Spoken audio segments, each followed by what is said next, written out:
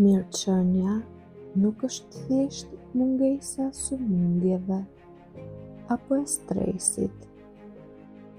Është harmonia mes mendjes, trupit dhe shpirtit. Është aftësia për të ndjerë paqe në mes të zhurmës, për të gjetur qetësi në frymëmarrje dhe për të parë bukurinë në çdo ditë të zakonshme. Sa herë që ndalesh, frymën thellë dhe falenderon për atë që ke,